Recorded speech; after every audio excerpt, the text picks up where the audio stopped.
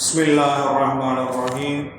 அளவற்ற அருளாளன் நிகரற்ற பேரன்பாளன் இல்லாமல்ல அல்லாஹுவின் திருப்பெயரை கொண்டு ஆரம்பம் செய்கின்றோம். மென்மை மிகுந்த அல்லாஹுவின் நல்லடியார்களே, நற்பாக்கியம் நிறைந்த ரபீஉல் அவ்வல் என்னும் தென்றல் காற்று வீசக்கூடிய அற்புதமான வசந்த காலம், நமது உயிரின் உயிரான அண்ணல் நபி ஸல்லல்லாஹு அலைஹி வஸல்லம் அவர்கள் பிறந்த புனித மாதம். இந்த மாதத்திலே மட்டும் ரசூலை நினைத்து அவர்களின் புகழை பேசுவதோ பாடுவதோ, அவர்களின் வாழ்க்கை நெறிமுறைகளை நினைத்து பார்ப்பது என்ற குறுகிய வட்டத்திலே அடைத்து விடாமல், காலம் இருக்கும் வரை, உலக முடிவு நாள் வரும் வரை அண்ணல் நபி ஸல்லல்லாஹு அலைஹி வஸல்லம் அவர்களின் புகழையும் அவர்களின் வாழ்க்கை நெறிமுறைகளையும், அவர்கள் பேசிய பேச்சு, அவர்கள் நடந்த நடை, அவர்கள் வாழ்ந்த வாழ்க்கை எல்லாவற்றையும் ஆராய்ந்து கொண்டே இருக்க வேண்டும் என்பதை உலகம் நமக்கு சொல்லிக்கொண்டே இருக்கின்றது. எந்த திசையிலே நோக்கினாலும், பூமியிலே எந்த அளவுக்கு அல்லாஹு தஆலா உலகம் முழுவதும் பூமியை விரித்து வைத்திருக்கின்றானோ அத்தனை இடங்களுக்கு சென்று காது கொடுத்து கேட்டாலும், வானத்துக்கு உயரே சென்று எங்கே ஆராய்ந்து பார்த்தாலும் கேட்கக்கூடிய அதிகமான ஒரு வார்த்தை இருக்கின்றது. அதுதான் அஷ்ஹது அன்ன முஹம்மதன் ரசூலுல்லாஹ் என்ற வார்த்தை.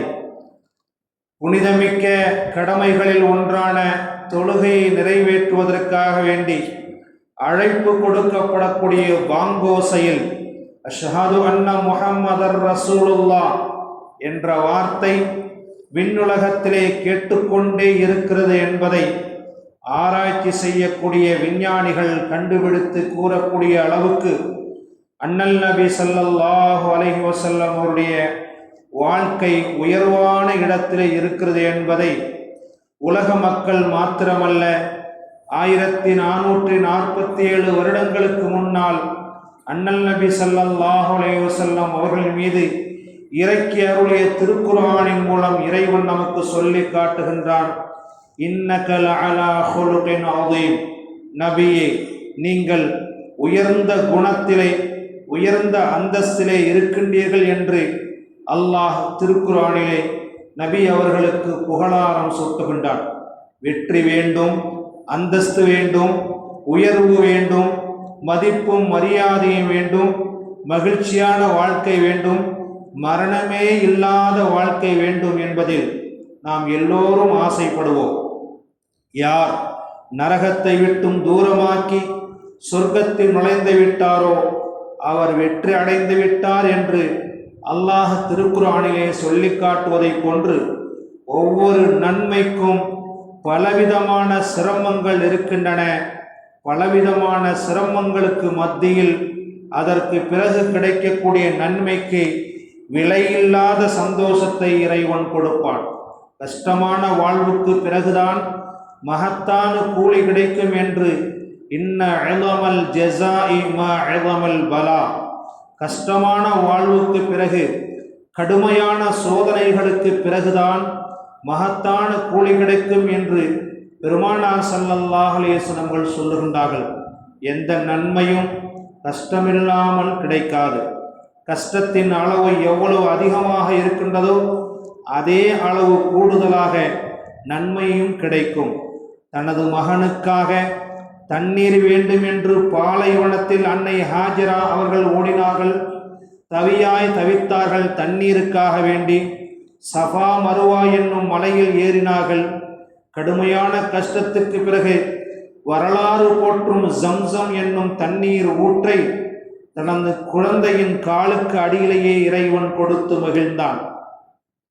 அன்று ஊற்றெடுத்த தண்ணீரின் அந்த சுவையும் மாறாமல், தண்ணீரின் ஊற்றும் நின்று விடாமல், வரலாற்றிலே எங்குமே காண கிடைக்காத அற்புதமான அந்த கிணறை அல்லாஹு தாலா இன்று வரை வற்றாத ஜீவ நதியாக அந்த ஜம்சம் என்ற கிணறை அல்லாஹ் வைத்திருக்கின்றான் என்றால் அன்னை ஹாஜரா தனது பெற்ற பிள்ளைக்காக வேண்டி தாகித்திருக்கக்கூடிய அந்த குழந்தைக்கு தண்ணீர் ஊட்டுவதற்காக வேண்டி அவர்கள் செய்த தியாகம், ஓடிய ஓட்டங்கள், சஃபா மருவா என்னும் அந்த 2 மலைகளையுமே அல்லாஹு தஆலா வரலாற்று சின்னமாக ஆக்கினான். ஒரு குழந்தை பிறந்தது முதல் 5 அல்லது 10 வயது வளர்க்கும் வரை தாயும் தந்தையும் படக்கூடிய துன்பங்கள், துயரங்கள், கஷ்டங்கள் எவ்வளவுதான் என்று சொல்லிவிட முடியாது. கஷ்டப்பட்டு வளர்க்கப்பட்ட அந்த குழந்தை சாலிகான நல்ல குழந்தையாக மாறி தனக்காக, தன் பெற்றோருக்காக, சிரமப்பட்ட தனது பெற்றோர்களுக்காக அது இறைவனிடம் கையேந்தி துஆ செய்தால் அந்த துஆவின் மதிப்பு எவ்வளவு என்று என்பதை பெருமானார் ஸல்லல்லாஹு அலைஹி வஸல்லம் அவர்கள் சொல்லி காட்டும் போது, ஒரு மனிதனின் அந்தஸ்து சொர்க்கத்திலே அதிகமாக ஆக்கப்படும். அதற்கு அந்த மனிதர் கேட்பார், இவ்வளவு உயர்வும் அந்தஸ்தும் எனக்கு எப்படி வந்தது என்று கேட்பார். உனக்காக உனது பிள்ளைகள் கேட்ட இஸ்திக்ஃபார், பாவ மன்னிப்பின் காரணமாக உனக்கு அந்தஸ்து உயர்த்தப்பட்டது என்று கூறப்படும் என்பதாக நபிகள் நாயகம் ஸல்லல்லாஹு அலைஹி வஸல்லம் அவர்கள் கூறினார்கள். எனவே வாழ்க்கையிலே வாழும் காலமெல்லாம் அண்ணல் நபி ஸல்லல்லாஹு அலைஹி வஸல்லம் அவருடைய ஒவ்வொரு வார்த்தைகளையும் நம்முடைய வாழ்க்கையாக எடுத்து நடப்பதற்குரிய பாக்கியத்தை அல்லாஹ் நமக்கும் வளர்ந்து வரக்கூடிய தலைமுறைகளுக்கும் தந்தருள்வானாக.